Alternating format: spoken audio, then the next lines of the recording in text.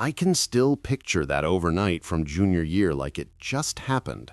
I was maybe 17, crashing at my best friend Liam's house in a quiet town in Pennsylvania. His parents were out for the weekend, which basically meant the place was ours.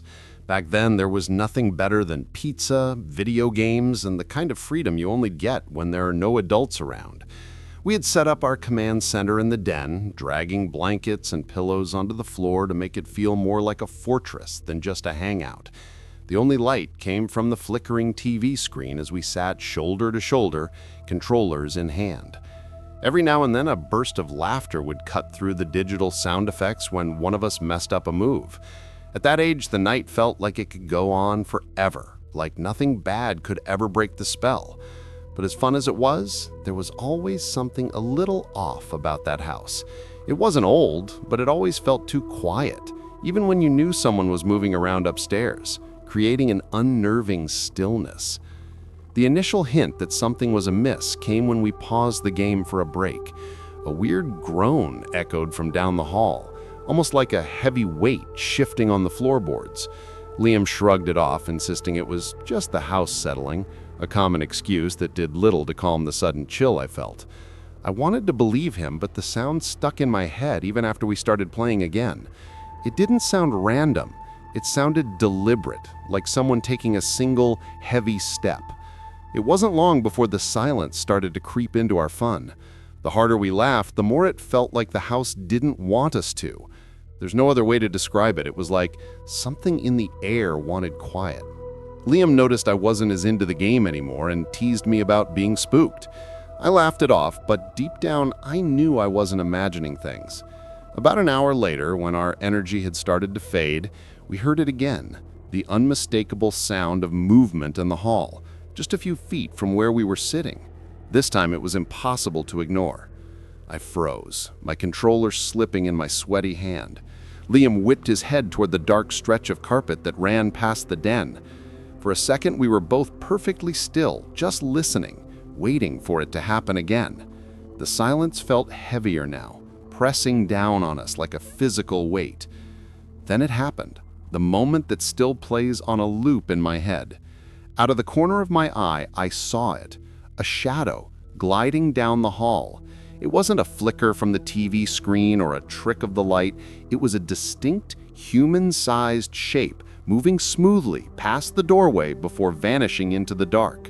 Liam saw it too because he dropped his controller with a clatter and whispered, "Did you see that?" His voice cracked in a way I'd never heard before. Neither of us laughed or tried to explain it away this time. The air in the room felt colder, like all the warmth had been sucked out with that passing shadow.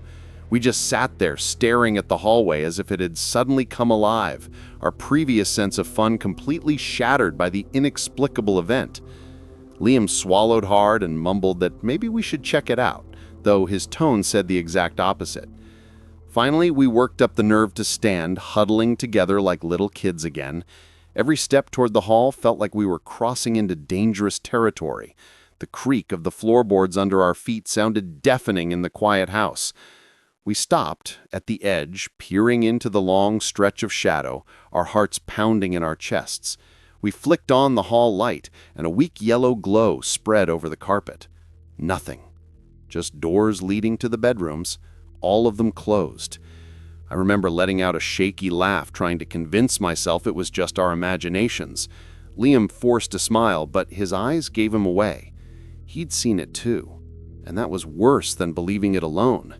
We left the light on, telling ourselves it would make us feel better, but as soon as the game was back on, I couldn't escape the thought that whatever we'd seen hadn't just left, it had gone somewhere deeper into the house, and it was waiting. The lit hallway was no longer a comfort. At some point, we both gave up pretending to have fun. The game was paused, the pizza sat untouched, and the laughter was long gone. We sat in silence, listening to the subtle sounds of the house, the hum of the fridge, the occasional tick of a clock. Then faint but clear came a soft thud from upstairs. We both looked at each other, eyes wide, knowing no one else was home. Liam whispered that maybe it's his cat, but we both knew his family didn't own one. That's when it hit me how terrifyingly alone we really were in that house. There was no excuse for the sound, no way to rationalize it. And yet another noise followed, this time like the faint squeal of a door hinge. We didn't speak after that. Words felt useless against the weight of the dread settling over us. We just sat there, staring at the staircase at the far end of the hall, waiting for something we weren't sure we wanted to see. Just as my eyes started to blur from staring, something shifted at the top of the stairs. Not a full figure, just a fleeting shadow, the same size and shape as before. It lingered, almost as if it knew we were watching. My stomach dropped as I felt Liam grab my arm, his nails digging into my skin. We didn't scream, we didn't run, we just sat there, pinned in place by the sight of something that shouldn't exist. After what felt like an eternity, the shadow retreated back into the darkness upstairs.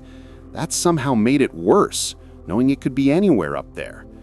Finally, Liam suggested we lock ourselves in his room until his parents got home. We gathered our things in a dead silence and walked up those stairs, every creak sounding like a gunshot. We scrambled into his room, slammed the door, and locked it. Without a word, Liam shoved his dresser in front of it.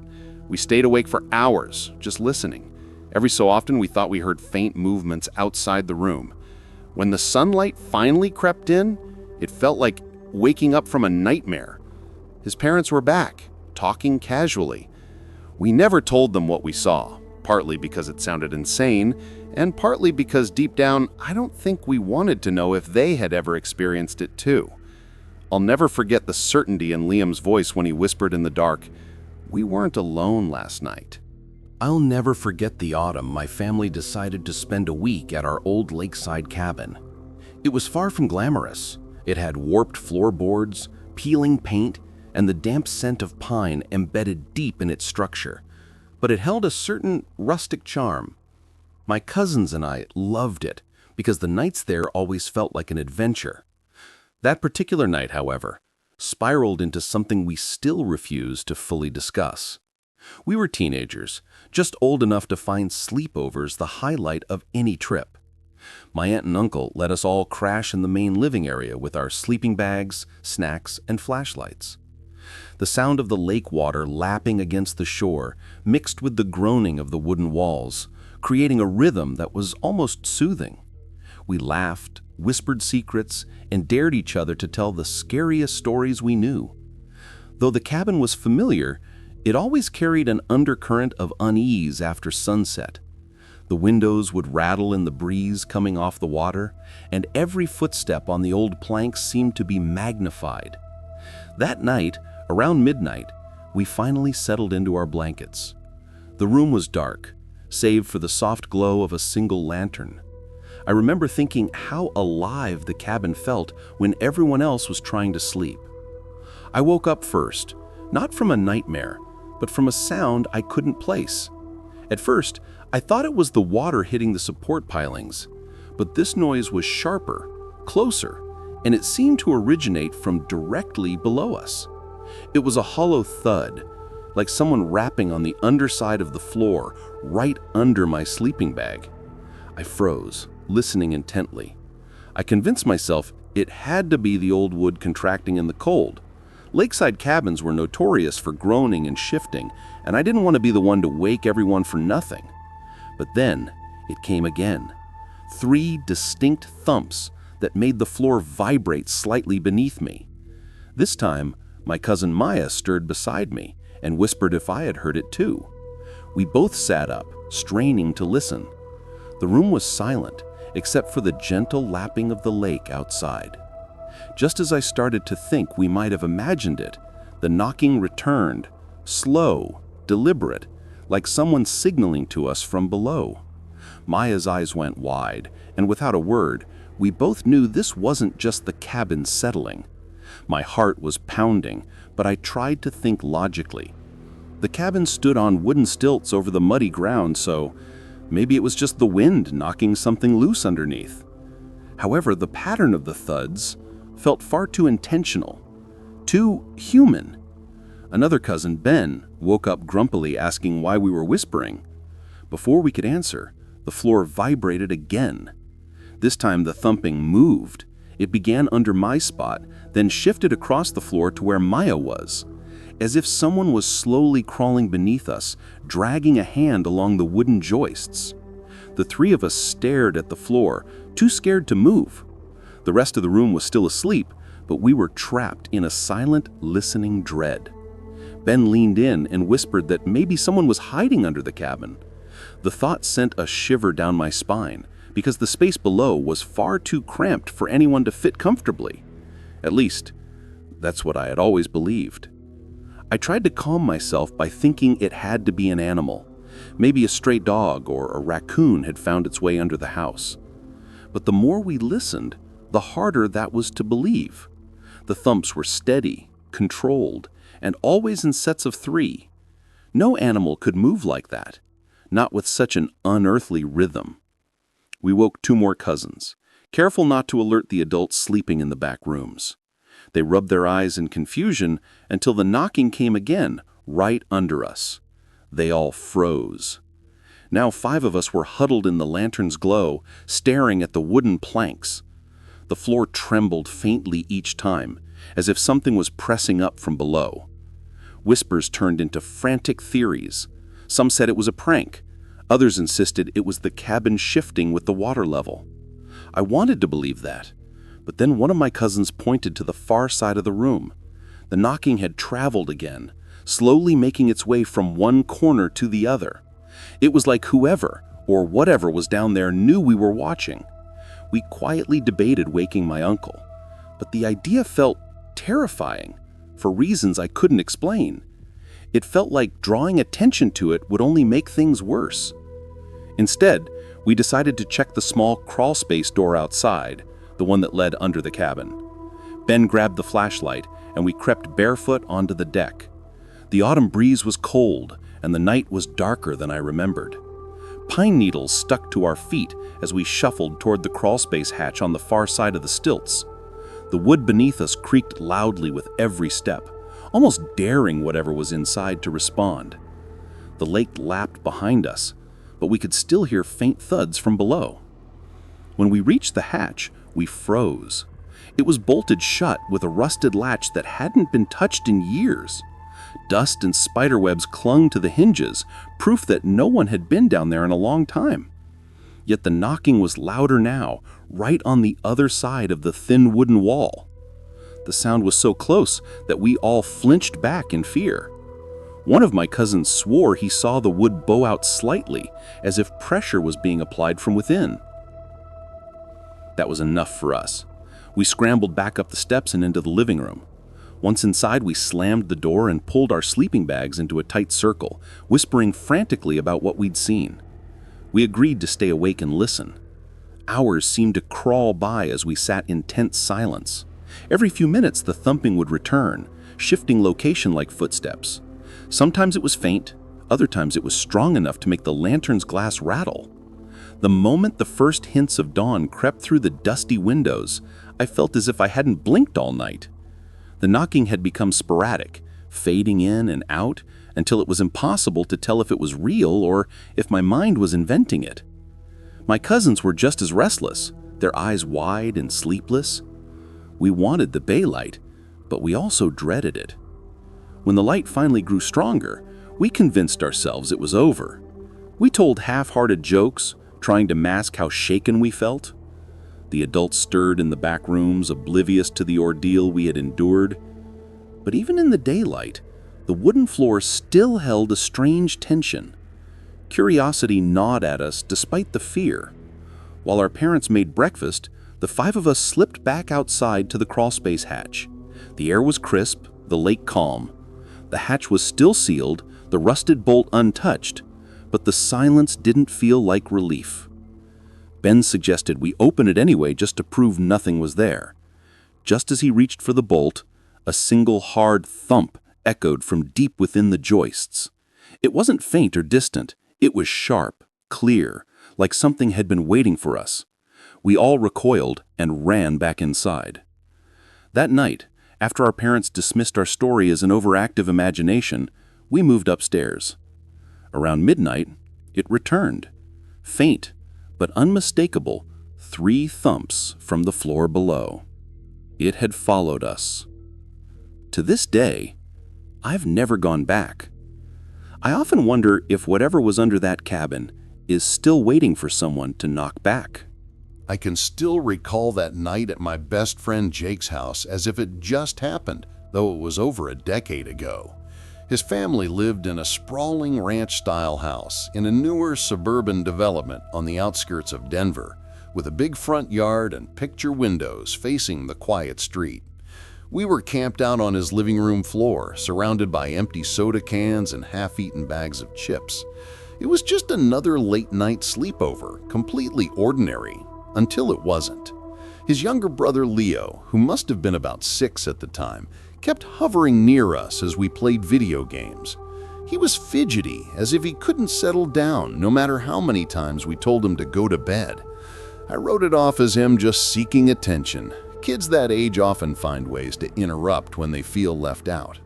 At some point, the room grew noticeably quiet, save for the sounds from the game. I glanced up and saw little Leo staring at the front window. His small hand was frozen midair, as if pointing at something. His eyes were wide, not with mischief, but with a genuine fear, focused on something outside that we couldn't see. Jake noticed his brother and snapped at him, asking what he was doing. The boy's answer was unsettlingly calm, almost too casual for the words he used. He whispered, "Why is that man looking at us?" The entire mood in the room shifted instantly. Even the sounds from the TV seemed to fade under the weight of that sentence. We both froze, exchanging a look before our eyes shot to the window. The blind swayed slightly, as if touched by a faint draft, though no air was moving in the room. I felt a knot form in my stomach, the kind that tells you something is deeply wrong. But from where we were sitting, the glass only reflected our own faces. Jake told his brother to stop making things up, his voice sharp with annoyance, but faltering slightly. I could tell he was more disturbed than he wanted to admit. Still, I couldn't ignore the tension building in my chest. Slowly, I got up and walked toward the window. When I reached the blinds, I hesitated, my hand hovering over the cord. My heart was pounding loud enough to drown out everything else, a frantic drumbeat in the sudden silence. Pulling them open felt like an invitation, like opening a door to something that didn't want to be seen. But curiosity was stronger than caution, and I yanked the cord in one swift motion. The porch light cast a weak glow across the lawn, illuminating the driveway and the quiet street beyond. There was no man, no movement, nothing that should have warranted the fear in the little boy's eyes. Yet I couldn't shake the feeling that we were being watched, even if my eyes couldn't find the source. Leo just stood there, still pointing as if the man had never left. Jake muttered that his brother probably imagined it, then turned the TV volume up to drown out the silence. But the unease lingered like a shadow no one could get rid of. I sat back down, pretending to play, though I was barely registering the game anymore. My focus was on that window, waiting for something to move. Leo refused to step away from it, even after we told him to sit down. His small frame remained rigid, fingers still pointed outward, his eyes locked on something we were blind to. Finally, I asked him what the man looked like. His reply was almost inaudible. "He's grinning." That single word felt like ice water down my spine. There was nothing joyful in the way he said it. It sounded wrong, unnatural, as if the expression belonged to something that shouldn't be grinning at all. Jake's face went pale, and he told his brother to stop messing around, but the boy wasn't laughing and he wasn't pretending. He slowly turned his head toward us, confusion written on his face. "You don't see him?" he asked, his voice trembling. It wasn't the question of a child trying to scare us. It was the question of someone who genuinely couldn't understand why we didn't share his vision. The night outside seemed heavier than before, the kind of darkness that presses against the glass instead of just existing. I suggested we check the front yard, half hoping to prove the boy wrong just so the tension would dissolve. Jake hesitated but finally nodded, though neither of us looked eager to step outside. We slipped on our shoes in silence, as if making noise would attract unwanted attention. The porch boards groaned under our weight, echoing into the still night. Back in the living room, his brother was sitting cross-legged now, but his finger remained pointed at the window. He whispered that the man hadn't left, that he's still right there, grinning at you. The way he said it, soft and certain, made my stomach clench. I wanted to tell him to stop, to say anything that would make the room feel normal again, but instead I found myself avoiding the window entirely. I couldn't force myself to look, not even for a second, because deep down, I was terrified that if I did, I would finally see what he saw. That night dragged on endlessly, the kind where every tick of the clock feels heavier than the last. We tried to drown the tension in video games, but our laughter was hollow, forced. Little Leo never stopped pointing at the window. At one point, I asked him again what the man was doing. He tilted his head slightly and replied, "He's closer now." I felt my throat tighten, unable to swallow the lump that had suddenly formed. Jake told him to shut up, but his voice cracked just enough to betray his fear. We both avoided looking at the glass, but the awareness of it hung over us like a shroud. Eventually, exhaustion overtook us, though sleep never truly came. I remember lying on the carpet, staring at the ceiling, my ears straining for any sound. Leo finally lay down too, but his hand remained outstretched toward the glass, even with his eyes closed. Sometime in the dead of night, I thought I heard a faint tapping on the window, like fingernails scratching the pane. My eyes stayed shut. I didn't move. I pretended not to hear it, hoping that if I ignored it, it would stop. When morning finally came, the sunlight felt almost artificial, too bright, too sudden. None of us spoke of the night as his mom served breakfast. The boy ate in silence as if nothing unusual had happened. But when I looked over at him, I caught him staring at the window again, his lips curled into a small, knowing smile. Jake and I never talked about it again, as if admitting it aloud would give it more power. But that silence only made it worse, leaving me with questions I can never answer. Even now, years later, when I catch my reflection in a window after sunset, I wonder if someone else is watching me too, grinning. It was just another ordinary weekend, and we had the twins Leo and Rafa's uncle's house all to ourselves. My two other friends, Pedro and Sofia, and I had planned the perfect sleepover in the living room, just like we always did. Greasy pizzas were stacked on the coffee table, sodas were scattered across the carpet, and the bluish glow of the TV lit up our faces as the video game controllers vibrated in our hands.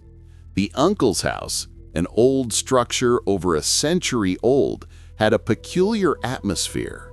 Every creak of the floorboards told a story, and the smell of old books and dusty wood filled the air. Leo, the bravest among us, tried to keep our spirits up, but I secretly always felt a slight chill. The library, a huge room at the end of the hall, was the place that gave me the creeps the most. With dark floor-to-ceiling bookshelves and books that were never touched, it felt like an ancient secret was sealed away in there.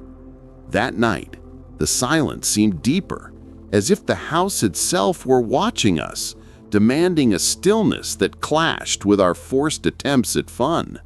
With every loud laugh, I felt a weight in my chest, a feeling that something in there disapproved of our carefree, youthful joy, a subtle premonition that the night wouldn't end the way we expected.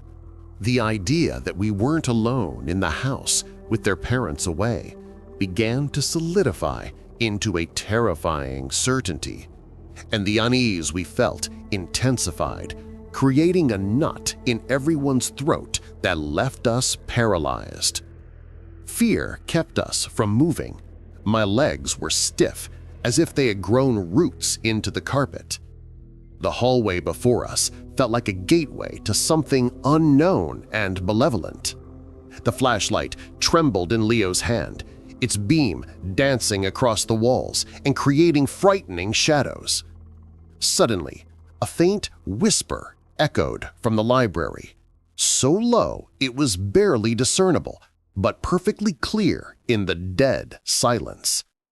It wasn't a word, but a hoarse, drawn-out sound that made our hearts leap. Sophia, usually the most composed of us, let out a small, muffled scream, her eyes wide with terror. The dragging sound returned, now closer to the library door, and we could swear the sound of something heavy hitting the floor repeated in a strange rhythm, almost like a slow, macabre count. We felt that whatever was in there knew we were there, that it was toying with us, enjoying our paralysis. The air turned frigid, and a rancid smell, like old mildew and something else, something organic and decaying, began to fill the room, intensifying the feeling that we were intruders in a place that had its own invisible and disturbing inhabitants. We decided it was time to act, but we didn't have the courage to go to the library. Instead, the plan was to lock ourselves in Rafa's room upstairs. Each step on the staircase was torture, the creak of the wood amplified by our fear. We glanced back with every step, half expecting to see a shadow lurk out of the library and follow us. The hallway light Leo had switched on seemed useless, barely illuminating the growing darkness. We reached the room, slammed the door, and in a joint effort shoved a heavy dresser against it as if a piece of old wood could hold back whatever was waiting for us. We lay down, huddled in our sleeping bags, our ears strained, listening for more sounds. And they came. Faint but unmistakable, the scratching and thumping from downstairs continued. It seemed that whatever had been in the library was now moving through the living room, right below where we had set up our sleepover camp. We heard the sounds approach the bottom of the stairs, then stop, as if it were waiting, sensing our presence, knowing we were up there, trapped and terrified.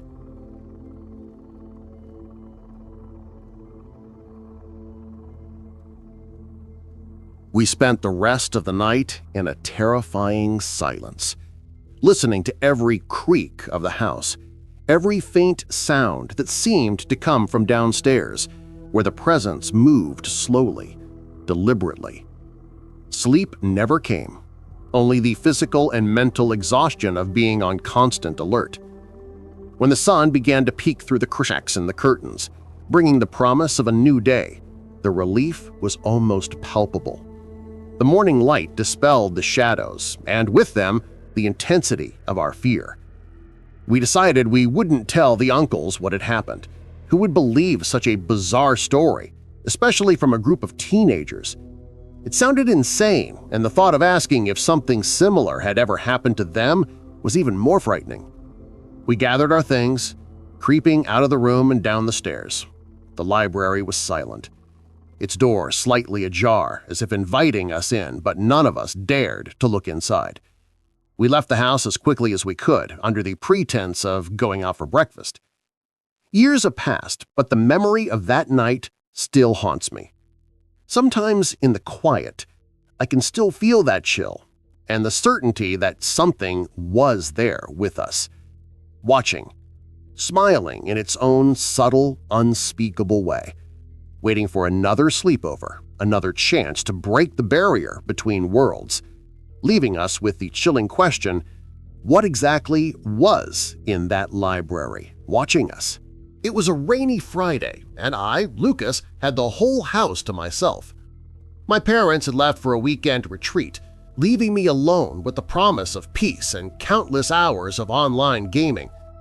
I invited my cousin Daniel for a classic sleepover. The house, while not old, always had a particular stillness at night, amplified by the sound of the rain beating against the windows. We set up camp in the living room, spreading out sleeping bags, blankets, and a mountain of snacks. The glow of the TV screen was the only source of light in the darkness that crept in through the windows, revealing only the distorted reflections of our faces focused on our controllers. Daniel, always the more talkative one, tried to keep our spirits up, but I couldn't shake the feeling that the house was listening. Every laugh, every cry of victory in the game seemed to echo too loudly, as if we weren't supposed to be making so much noise. The street outside, usually bustling, was strangely quiet, with only the monotonous drone of the rain filling the void, creating the perfect backdrop for a night that promised to be anything but peaceful, with the unsettling feeling that we weren't truly alone. As the night wore on and the game grew more intense, a quiet moment fell over us. That's when we heard the first unusual sound. It wasn't the rain nor the wind, it was a faint scratch on the front window, the same glass that reflected our faces, now like a portal to the unknown. Daniel, who was closer, stopped playing, his eyes fixed on the window pane. I nudged him, asking if it was the neighbor's cat, but he just shook his head, frozen. The scratching sound came again, this time louder, more insistent, as if something were trying to get in, or perhaps just trying to get our attention. My heart started pounding in my chest, a frantic rhythm that matched the fear slowly creeping into the room. The temperature seemed to drop, and a cold draft snaked across the floor, making the hair on my arms stand on end. The darkness outside seemed denser, deeper, and I felt a chill run down my spine. The silence that followed the scratching was even more terrifying, heavy with a dreadful anticipation, as if we were waiting for the next part, a part we weren't sure we wanted to witness. Daniel's fear was palpable, and I found myself sharing it. Neither of us dared to go near the window. The scratching came again, and this time we both swore we saw a fleeting shadow move at the edge of the glass, so fast it was almost imperceptible, but unmistakable. It wasn't a trick of the light or the rain, it was a shape, distinct and human-sized, that disappeared as quickly as it appeared, leaving only the distorted reflection of our own frightened faces. "Did you see that?" Daniel whispered, his voice trembling, barely audible, but it carried a certainty that sent a shiver down my spine. My instincts were screaming at me not to move, not to make a sound, not to attract the attention of whatever was out there, lurking in the rainy darkness.